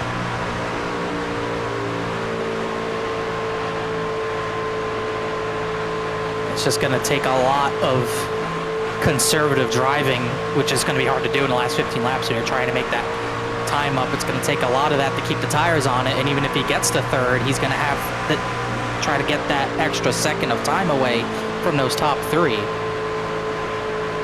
Well, his we'll other... see if I wonder if Pacey Wygen might play a role here, because Mason Kane's pulled away from Ricky Springer a little bit, and he's going to use Wygen's draft to maybe try to pull up to these top three. And if Wygen gets in front of these top three, that could slow them up a little bit as well. It'll at least slow up Patrick Moose and put maybe Dirty Air on his nose, as he's going to chop the double zero a little bit. It's going to be what Mason Kane needs. The challenge, I think, for Jonathan Evans is that the advantage he has is only a tenth or two a lap, and that will go away immediately the second he starts passing trucks. So in a vacuum, I like his pace, I like the time that he's got left, but when you start introducing other traffic into the mix, it gets a lot harder. And Wygen is being a thorn in the side here, isn't he? Yeah, he's going to really mix these guys up, especially being side by side. It's really going to slow these three up. Mason Kane's within maybe 0.8 of a second of Seth Knoll, and that could be enough for draft. That time by, he was about half a tenth faster. If you get one sniff of that draft, it really changes his race, and Wygen's not even fast enough. The struggling part for these three is Wygen's just not fast enough to pass him without the 38 giving assistance. Yeah, and while this is happening, keep in mind the 9 truck is passing trucks also. So while this lap truck is sort of interfering with this, probably to a degree that I think is inappropriate for being 6 laps down, I do think that it's going to give the 9 an advantage here and to make up some of the ground he otherwise would not have been able to do. And right now, as things have really kind of settled down, that playoff cut line has really not been, at least at this point, not close. Daniel Day is in by 6. It's actually Casey Lakatos who's in the catbird seat points-wise, but he doesn't really have any more positions to gain. He's not too far behind, I guess, Weishart and a few others, but 6 spots, really 7 spots, because I don't believe he has a tiebreaker. It's a lot to do in this amount of laps. Evans is tried to work by Ricky Springer, didn't get there. It's going to be between these 3, I think, unless something drastic happens. There's some more traffic to consider. 12 laps to go. In fairness, one of those, that position Lakatos is about to get would be Daniel Day. So that would make a huge difference. That'd be a 2-point swing right there. So if Lakatos has extra pace to get some more positions, maybe from Miller and Weishart, he could get there, but it's about 4 seconds he needs to gain. That's like if we were to get a yellow and people didn't pit, he'd be in a great spot, but I don't think that that's super likely. It's not impossible, but yeah, at this point, everyone's taking tires. Yeah, well, you wind the laps down too much, and I don't think you do. 3 green-white checkers. I guess that's kind of what caused the craziness in season 5. It's a big lap, though, so maybe you're right that even in a green-white checker scenario, you still kind of want tires, because 1 and 2, it doesn't matter. 3 and 4, it will. And notably, Daniel Day is going to lose another spot to Just Anna Sogak, so he is going to be back to the 17th position. That does make things uneasy for Daniel Day. Only 3 points. Yeah, I don't like it being that close. He has some room back to drivers behind, but he is really off pace for whatever reason. More than he was normally, because he didn't have that great of a long run last time. Coming to 10 laps to go in the front trio.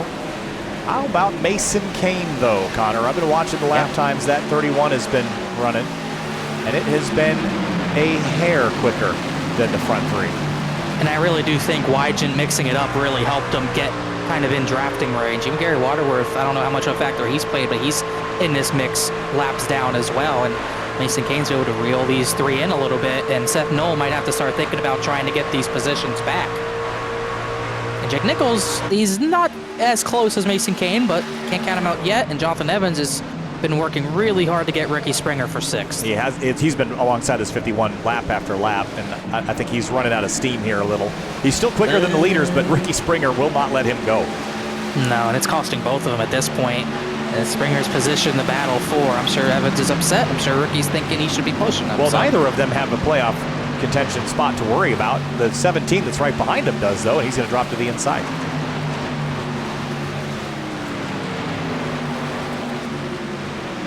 That time by Mason Kane was 0.2 faster. As Evans going to shove Ricky. I don't know if it's more of a bump or if it's more like, hey, I hit you hard, I'm faster. These bumps will get harder and more mean. Mason Kane's effectively there. As soon as they start scrapping, this 31 will be right in the middle of it. Evans going to try to look to the inside again. I wonder if Scheer would want to help the 51 out, but that's not the main battle right now. Just waiting to see if John Hall wants to try to make any sort of move before the 31 gets there, because I think his tires are better at this point after being in mostly clean air for the most part. Evans is good. He's just not good enough. He's going to try to force the issue here, and he does. So we finally got that move done. Springer got sideways a little bit with the bump, but Evans finally gets that spot. Yeah, too little too late, in my opinion. I think he needed to have that done 3 or 4 laps ago. And then maybe we could have talked about him being a factor, but he's got a lot of work left to do. He's only effectively gained 0.4 of a second since the last time we mentioned the gap that he had to the leaders, which was 10, 12 laps ago. And they're kind of sparring with each other here. I don't think Evans appreciated the attempt to pass him back. But it's racing. At this point, it's not really... I'd be shocked if he got the Nick. I mean, yeah, here we go. Here goes a race for third. Mason Kane got there. He's going to go to the inside of Seth Knoll here. I think Knoll's just going to give him the spot. Yeah, it might... At this stage, if you got a truck that's coming that you know is faster, that you think might be able to kind of muck up the front runners, let him go. We'll see if he double assists here with a push, and it looks like he'll do just that. 6 to go. And he came in below the cut line. He's not really in a battle. He's 11 to the good, so top 5 is all fine and dandy as far as he's concerned. John Hall putting himself in position in the catbird seat potentially. The 17, big defense on... Sorry, that was Waterworth getting out of the way. I thought that was the 17. Waterworth, the teammate to the 73. Maybe he'll play assistance for Nichols. As Kane got really sideways there with the 1 all over the rear bumper. You don't really want to be that close to a bumper through the center of the corner. Just kind of slows down the center corner speed. 5 laps left. 10 miles. I think if you're Knoll, you have to kind of run higher, back off his rear bumper in the corner, and then try to shove him down these straightaways. Ever since Kane got the third, he doesn't seem to have the same rear grip that he needs right now to even catch those, but the push from Knoll is keeping him there, which is what he needs. Yeah, again, I like being third here on the last lap because the leaders are going to be so busy with each other that I don't hate being third. If you can't be leading, be third, because the second place guy has to worry about you and the leader. So 4 to go, 8 miles, we're clicking them away, and Kane, much better lap that time. And Jonathan Evans is still blocking Ricky Springer down these straightaways. Springer's not giving that position up. Edward Scheer is just trying to follow through. He's all good where he's running right now. He doesn't want any extra drama with Drew Jua, I believe his teammate behind him. Just doesn't seem like since Kane got up there, he has what he needs in the corners. That's where he's losing too much time. He gains it back down the straightaways, but it doesn't matter if you just can't keep track in the corners. That time Knoll went to his outside. He actually got to his right rear. I don't know if that was by design or a mistake, but I think Knoll realizes it's not really worth pushing him. No, but this is probably too late to realize that. They're going to let the 2 leaders scamper away if they spend any more time side by side. So figure this out, boys. Who is going to be the locomotive to lead this train to the station? And the 1 slipped. This is just not what they need to be doing. No, it's pretty much going to kill him. And I think what happened to the 1 there is that John Hall ran up the track and took the 1's line away. So it's John Hall kind of playing his own defense just to keep these 2 side by side, and it worked well as Knoll's going to go up the track big time. Yeah, and it did not work that time, and now Jake Nichols is right there. I think it would have been just better to commit to the 31, give him another push, because they've cost it and they're still fighting. So 2 laps to go, and this has now become a 2-truck race. Well, at this point, he figures why not. I think he realized it was already over after turn number 2. We'll see if this changes John Hall's strategy. How early does he try to make this move? John Hall's won 2 races so far this season. The first came back at Texas. The next came at Rockingham. Whoa, there's a spin. Justin Sogak sliding in turn number 1. He's going to crash. There's trucks behind. This will surely bring out a caution. And there it is. It's out. Caution's out. Green-white checker territory. Oh, my goodness.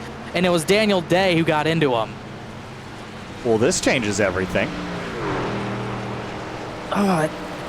Daniel Day is going to be kicking himself if the points change after this. He was good where he was running. How much of a mistake was it? You know, they've been in a line for so many laps at this point. Just kind of drove into the back of them there. And it's the thing that the issue with it is that they've been running single file with the 1588 for multiple laps. So that's just a mistake. And Anna Sogak just couldn't save it. He's had a rough race as it is because he got in pole. I don't even think he let a lap, but this is going to be bringing full-on chaos. He did lift, it just wasn't quite in time. It didn't look like the 88 did any like egregious overslowing or anything either. That just seemed like a big mistake for sure. I think the 88 definitely lifted, but like I said, they've been on the line for so many laps like that. You kind of know where he's lifting. And I don't know if the 88 lifted at a different point, but either way, it's not worth doing. He was good. Just ride behind him and you're good. Well, now who knows what could happen, because you're going to see people pit. We'll definitely be seeing. I would be shocked if at least not one person tried 2 tires. Yeah, that might be the call. I'd be willing to give the 2 tires thing a call. I don't think staying out. You know, I think you talked me out of the idea of not coming to pit lane in this scenario. I think 1 and 2, you're going to be fine. You get to turns 3 and 4, you're going to turn in and you're not going to have anything. So 2 tires is going to be enough to get you through that. Maybe not for multiple of that. Let's see. Do I see left sides go up? I do see some. I see some 2 though. Lots of 2. Drew Jua, I think Brad Slaughter Jr. took 2 tires. So I see 2. John Hall took 4, and he'll be the first one on the outside with that. Seth Knoll took 4. Mason Kane, Evans, Schaefer took 4. And Patrick Moose notably took 4. So he got out second, but Drew Jua is going to be the control truck here. And you got Slaughter in third on 2. And I don't know if anyone else took 2. I don't think we saw much else. No. Everybody on 4 except for the 2 that you mentioned, Jua and Slaughter Jr. And I'm sure Jua and Slaughter were hoping more did it, but they're on an island here. But like you said, 1 and 2, they'll be fine, but it's not 1 green, white checkered where 1 yellow ends it. You got 3 to get through. It's going to be tough to keep the lead withstanding 1. Yeah, so we're already in overtime, 95 laps scheduled. We're going to be close to 100 by the time that this sorts out. But fuel no longer a concern for anybody.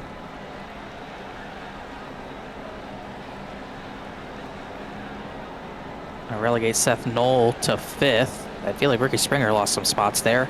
Mason Kane at least did not get in front of Knoll. Edward Shearer is going to get the 8th. And it's guys like Shearer and Day who caused the incident that are really worried about this green-white checkered, because everything could shift. If even Reese Schaefer, he's not safe now.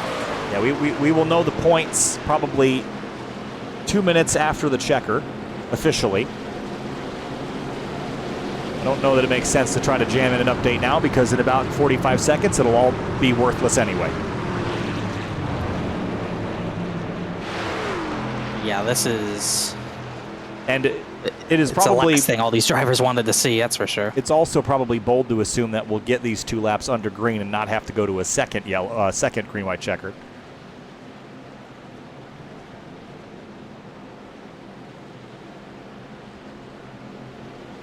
I think 1 and 2 will be all right. Again, 3 and 4 when everyone's up to speed and no one is going to want to lift. I would watch for Lakatos to be trying things here. He needs all those positions, and he has 4 tires. But 33 too. I mean, David Weishart is in a similar position, and he needs to be like top 4. So he's got to be aggressive, or he needs catastrophe for some drivers in the yellow numbers. I'm honestly surprised he didn't try to get that track position. He's usually one to do it, actually. Yeah, I would have at this stage. See what Drew Jua can do. I almost would have tried none in his situation. Just go for it, because you weren't going to get there otherwise. 2 laps to go. Will we get back to the white flag? Green flag. 2 to go at Michigan. Which didn't really go. Knoll has a run on Slaughter. He's not going to take it anywhere else. They'll be side by side for second. Well, Drew, I don't even know if Drew is going to be able to keep the lead out of turn 2. Well, he's up through the gears, blocking the correct lane. That's the middle lane. The 38 looks left, trying to find a way around. It's all going to come down to 3 and 4. Which lane does Jua choose? Can he stunt the momentum? 3 abreast. he has to choose the high line. He has to force Moose low. If he runs low, Moose gets to run off the corner. There's not much he can do. So he's got to pinch and pray, but John Hall's going to... Oh boy, the 17, middle of the field. Big wiggle out of turn 4. Will we get back to the white? They're 4 across the racetrack. 1 lap to go in Michigan, and we will get there. Moose barely led that lap, but Jua hung in there at least one more set of corners. They made contact in the turn number 1. John Hall's committed to that 38's bumper. They're still 4 wide. Will there be a big crash? Could this change the playoff picture? 3 wide out of turn 2. Down the back straightaway, the 33's loose. He's not making up what he needs, and they're side by side, Jua and Moose. And Mason Kane, big push to a 13. That's exactly what the 13 needed. He has a shot through 3 and 4. If he can get one more good push, one more good set of corners, he's loose. And he's going to slide. He's going to crash out of turn 4. This could change everything. Huge crash at the checkers. Patrick Moose is going to win at Michigan, and trucks up and over and everywhere. And now it becomes a total crapshoot. Exactly what Patrick Moose needed, though. He's in. Nothing to worry about for him. He is in. That was chaotic. Goodness, I did not think he was going to spin, but he just lost it. David Weishart got 7th out of that. Lakatos 17th. He's almost certainly out. Schaefer 8th, Shearer 9th. Wow. A lot of people lost 0 incident bonus points through that as well, but Patrick Moose just barely got through that. And I thought Jua had it, but I think he got the 2 tires with Mason Kane on his bumper, just loosened him up a little bit too much. There were probably a lot of drivers that came out of turn 4 thinking that they were going to finish where they were going to finish. Some may have gained. Beckner, P11, after the horrific start to his day. I think he'll take that. For sure. Jack Nichols is fortunate he was locked in. It probably wouldn't have mattered anyways, but you're in top 10 all night. Ends up P15. I think the issue with Weishart, he got a good finish, but drivers like Daniel Day, the drivers he was battling with, didn't really get affected too much. Schaefer and Shearer finished right behind him. Well, let's go back and watch what we can from the tail end of this race out of turn 4 and slow this down a little bit so it's a little bit easier to digest. So there's the 13. And the 31's going to loose right there. Then he gets hit. Tag him. And he just can't hang on to it. And it's pandemonium from here. Noel, his playoff life flashes before his eyes. Mason Kane goes hard to the outside wall. Jake Nichols collected, spun by Miller. And at that point, Patrick Moose has it made. There goes Lakatos, got spun by Swan. Daniel Beckner just kind of full throttled through it. But it worked out. Daniel Day slid. The 73 took a pretty wild ride here. Wow, he got hit a bunch of times. Here's the 73 again. Got light there, and then bam, Beckner hits him, Balliet hits him. Who else hits him here? I think he actually ran into someone. Then Balliet hit him. He got hit like 6 separate times in this. Watch the 30 get picked up off the ground there. That's wild. Ooh, he got light as well. Shearer just barely dodged his way through that. And watch the 73 here when he gets turned back around.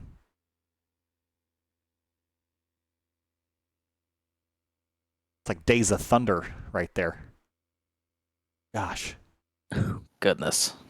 All right, well, let's see here. Have the points been updated? They have. For the most part. Yep. So, well, I'm looking at the official SimRacer Hub standings.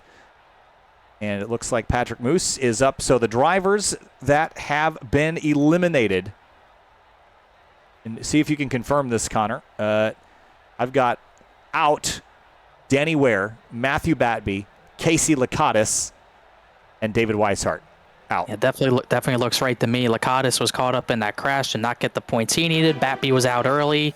Danny Ware pretty much needed the win tonight, but David Weishart, he did everything he could on that final restart. He got all the way to 7th, but the problem was those drivers around him in points like Reese Schaefer, Edward Shearer, and Daniel Day, they all got through as well. I think the mistake on his part wasn't trying a riskier strategy. I mean, you know that there's a high propensity for a yellow flag there at the end, Connor. I think you had to have made a call. That was a bit more aggressive. And it worked. The thing is, until turn 4, Jua, it worked. And he was going to finish top 5 until he got hit by the 31. So I am shocked he didn't take 2, but it's not like it worked out too horribly. He just didn't get the breaks he needed, but definitely got to go aggressive there. As you saw our finishing results, Patrick Moose wins his way into the next round. Maybe get some extra playoff points for the round of 8 as well. Beckner had a horrible day. He finished 11th through it after that crash. Daniel Day advances barely. He gets 12th position, and Danny Ware needed a win, didn't get it. Matthew Bappy was looking so good in points. He's the one that is kind of a little bit of a shocker. He's not in the round of 8. And the rest of the finishing order there. Here at Michigan, we've got 3 drivers to chat with, the first of which is Seth Knoll, who manages to survive all the melee there at the end. Pretty frantic, I'll say, but started up front, only ran as low as 12th. I imagine that was through some of the pit stop situations, but led some laps, ran up front. You were in the yellow coming into the night. You're going to leave in the blue, at least on the ticker. You move on with a P3. Take us through your night. Just a meh night. Track position was really important. It was nice not getting wrecked on lap 40 of the race. So all in all, a good night. Not as good as last night, but solid night. Gets us into the next round, and I get a good interview by Kyle. That's always nice, Seth. But moving on, Iowa next time out. What do you think about that? Honestly, no clue. Never driven the truck there since the rebuild of the truck, so I have no clue what to expect. I kind of know what to expect tonight. A little bit of pack racing, but not quite as much as last night. But it'll be interesting the next couple weeks and see if we can somehow manage to get into the Final Four. We'll see you there, Seth. Thanks so much. I appreciate you, boys. John Hall comes home in second place tonight. John, I had you pick to win this one. Came up a couple tenths short. 0.1, actually, exactly 1/10. Started third, only ran as low as 12th. You led some laps tonight, 21 to be exact. I thought you were a favorite to win this race had we not gotten that yellow flag. Of course, that changed everything. Take us through the last few laps from your view. Yeah, I mean, you never want to see the yellow coming off of 4 to come take the white. But I mean, it was a great race up until that. I hate to tell you, Kyle, but I was telling Dawson and Pat right before the race I was going to be a company man tonight. So I hate to break it to you that I kind of was in it to shove Pat to the win, and glad it worked out for him. He's had some really bad luck this entire season. So next time, let me know that before I pick you. It doesn't matter. They don't track points here, thank God. Otherwise, I might have not made the next round. But hey, I mean, it was aggressive out there tonight. Up front, there was a lot of juking and jiving. What's the energy like between the drivers at the front of the field? How aggressive is it in your mind, or you just know it's all part of the game? I mean, to be honest with you, I thought it was pretty tame up at the front to start the race. Like, once we had those first couple of yellows there, I thought the intensity was going to get turned up and it was going to be a track position race the rest of it. But once we got settled in there green for a while, I figured it was going to go green for at least to the end, but that didn't happen. But yeah, I mean, the entirety of the last run, we were all kind of just, Seth, Pat, and I were trying to just build a gap so we could settle in amongst ourselves there at the end. But no, I would say it was pretty tame up front. But if it got any more dicey there with any more overtimes, it would have gotten a little out of hand, I would say. But it is what it is. It is what it is, and it's a second place tonight. That's what it is. John Hall in the 03, P2 in the Celsius truck. Thanks so much. Thank you.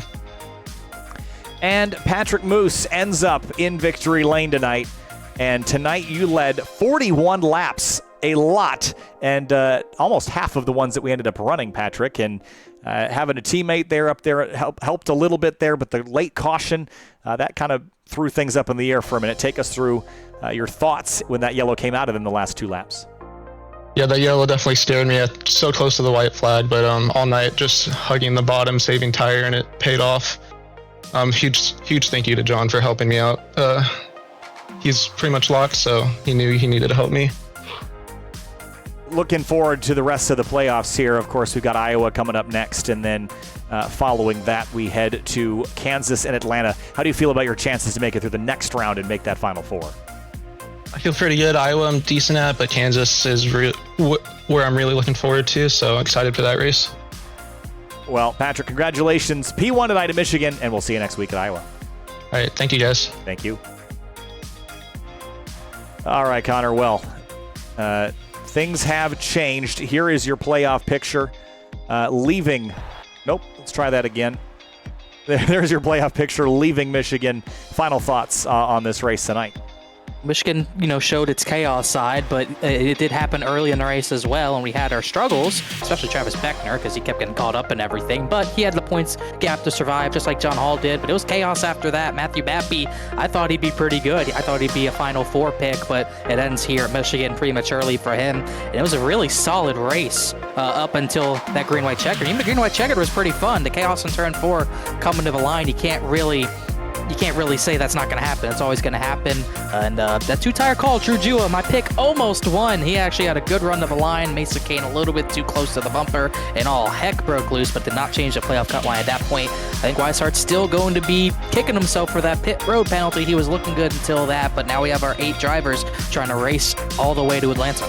And we'll head to Iowa next week. My pick almost won, too. He comes home second place tonight, John Hall does, but he'll move on to the next round of the playoffs. Thanks so much for joining us tonight on Sim TV. We'll see you Thursday for the Florida State Builders Area Pro Series right here from Michigan.